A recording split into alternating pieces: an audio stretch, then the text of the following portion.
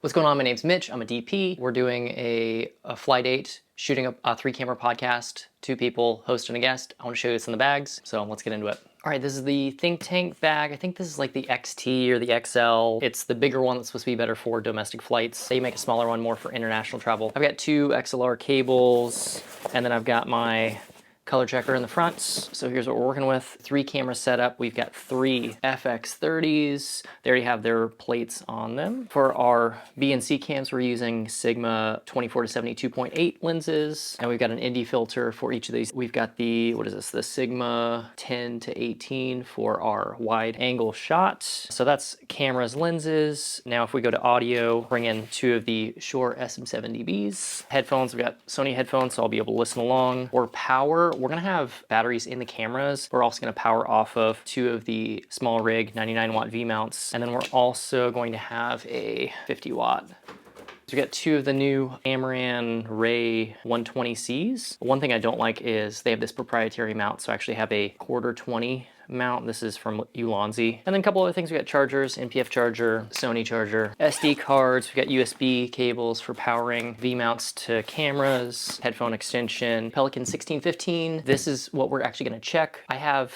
this case weighing at 49.8 pounds right now. So we're just underneath the weight limit.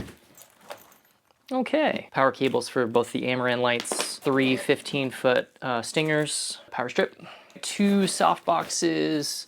These are actually the flat small rig. I think it's the LA 060 and 090. These are like the power ballasts, whatever you'd call them, for the lights. Tripod wise, Ulanzi is the 0Y. So this just has an Arca Swiss. And then my other 2 tripods, we're gonna try these out. This is my first time really using these. These are the Ulanzi Ombra 2 Video. They're lightweight. They don't feel super sturdy, but we're gonna see how they do on this trip. The other thing we've got are 2 of the Ore Boom mic stands. So these are pretty compact, travel friendly.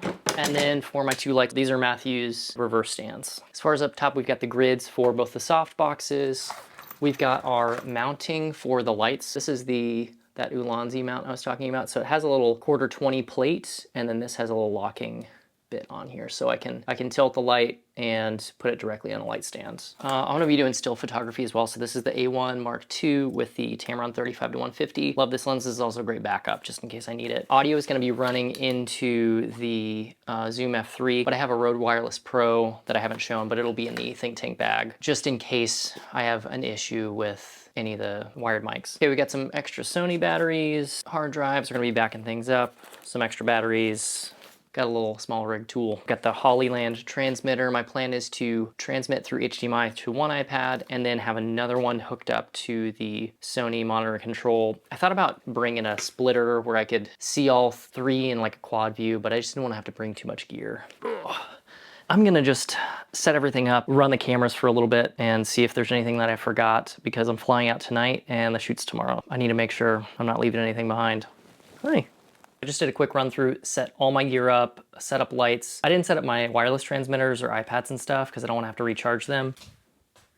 I've got cameras rolling. I've got my mic set up on those boom stands, which is great. And then I got my one light. I got my other lights. Looks like I've got everything I need.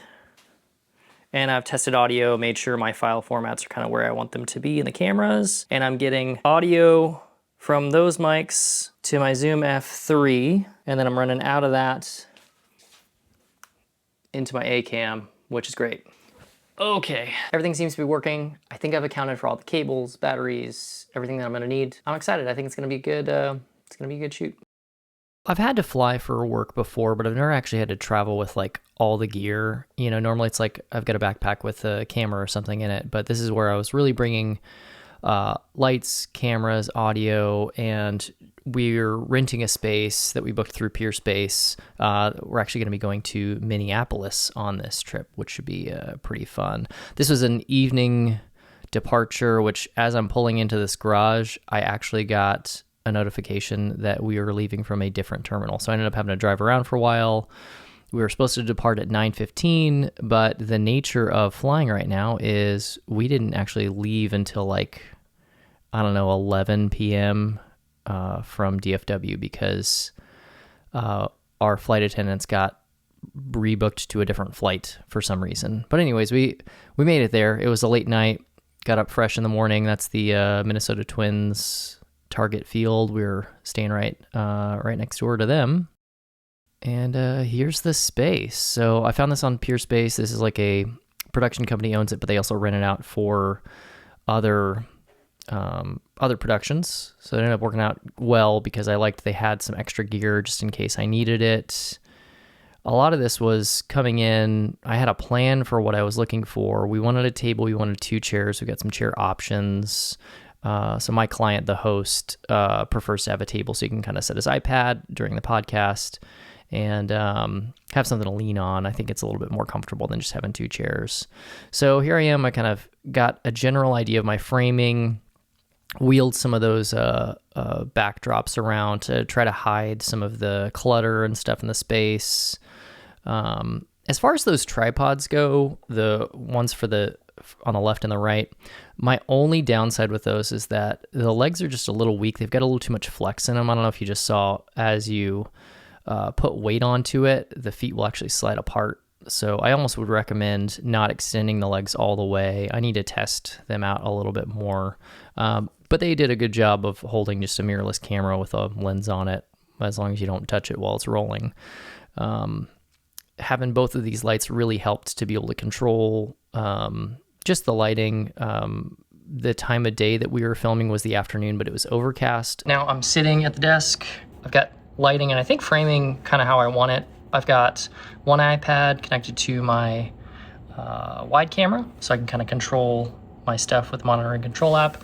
And then I've got the Hollyan connected to my B-Cam here, just so I can kind of review a little bit and get a good idea. I like how I'm getting a little bit of edge from this window here. I'm okay with that being blown out a little bit. We're getting some visual variety here, threw in some plants. This is a really cool space here in Minneapolis. I found that bringing the color checker with me on jobs has just been really helpful to get white balance in camera. And also when you're having to match different cameras, different lenses, it just really, really helps out in post. And yeah, here's our host cam. We got some plants in the background. I liked the space. They had some options in terms of decor. Got that textured wall behind them. And then for the guest, same thing. We've got little sliver window, but it's not predominant in the shot, just to show the amount of contrast that there is here. Obviously I have to adjust framing once everybody arrives, but that was kind of generally what we're shooting for. And here the camera's all set up. So you'll be able to see we've got the small rig V-mounts hanging off each tripod. They were able to run for a good long while. I want to say cameras were on for about an hour, and then they actually rolled for about 2 hours and 20 minutes. The 50 watt ended up dying with about 30 minutes left, but it was plenty of juice in the Sony battery that was inside. And then we've got our cable running from the F3 into the A cam, so we've got a backup of our audio recording. And here we are, we're rolling. So typically for a podcast, I am taking some notes on things I need to do in post, in the edit. I will be sometimes writing down ideas on what I think might be good titles for the video, for the podcast, and really just monitoring things, making sure things are running the way that I want them to. And you notice I've got the 2 monitors in front of me just so that I can have a closer view of what's actually happening on the cameras. I'm constantly worried that one of them's going to stop rolling or there's going to be an issue, but everything went well. The FX30s are a great camera for this type of scope of work.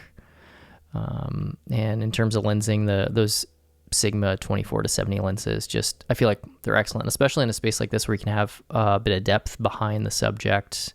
Even on an APS-C camera, you can really get some separation. Lights worked out pretty well. I'm pretty happy with the amount of power I'm able to get out of those small Amaran lights.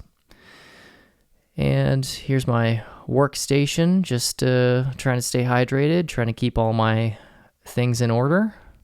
There's my audio recorder rolling. There's enough gain in the Zoom F3 to power the SM7D, SM7Bs. So these aren't the SM7DBs that have the built-in preamp. So you have to really, really gain them up to get a good amount of gain out of them. But they sound great. As far as HDMI transmission versus the Sony monitor control app, I definitely prefer the Hollyland. The monitor control app's great if you need to actually control what's happening in the camera, but it feels like there's too much latency. It's real choppy, and it's not the kind of thing I would necessarily want to hand to a client. This is the Hollyland. This just looks a little bit better in my opinion. Here's false color with the Phantom, just standard RE LUT to give you an idea of where I'm exposing things.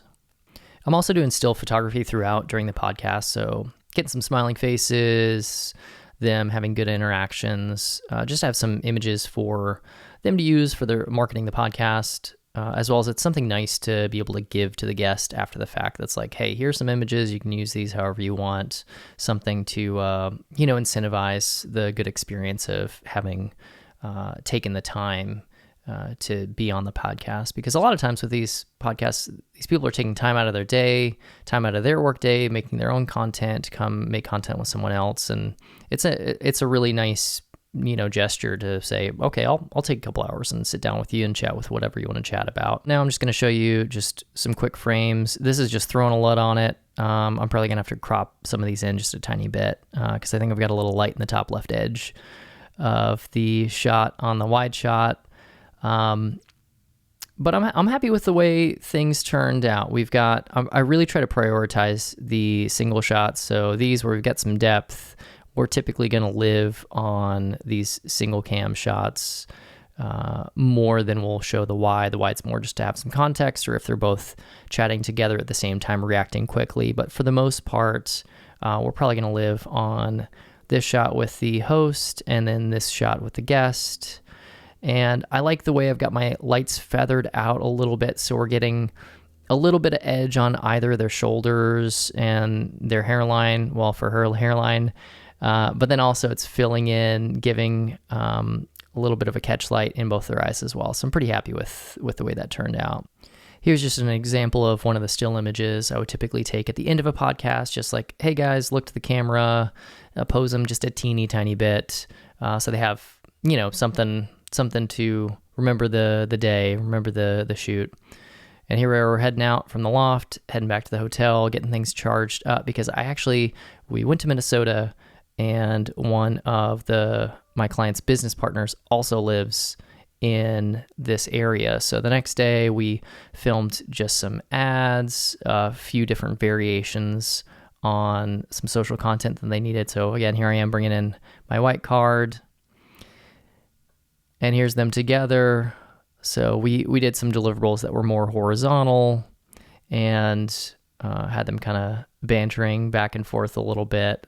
So they run an online fitness business mentorship. So we were filming just a few ads to go in a few different platforms, which would be helpful for some cross-platforming. And then here we did some vertical ads. So they may want them horizontal as well, so I shot wide, and then I'll also have the option for, if you see here, this is about what our vertical is going to look like. It's always challenging when you're doing a vertical deliverable with two people sitting next to each other, because you want to show both of their heads and you want to have enough room, but you'll end up with a lot of headroom. So probably have some text or some graphics or something above them or below them. But yeah, it ended up being a successful trip. I feel like the gear that I brought was everything that was necessary, and it's really kind of changed my perspective on some of the things that I can do locally with my gear. I don't necessarily have to bring all my big lights, all my big stands. I can accomplish quite a bit with just 3 cases worth of gear, and maybe get around a little bit easier, get around a little bit faster, and have a little more time on set rather than tinkering with lights. I think pretty happy with the way this turned out. But if you have any questions about, the gear I was using or anything like that, let me know. But thanks for watching.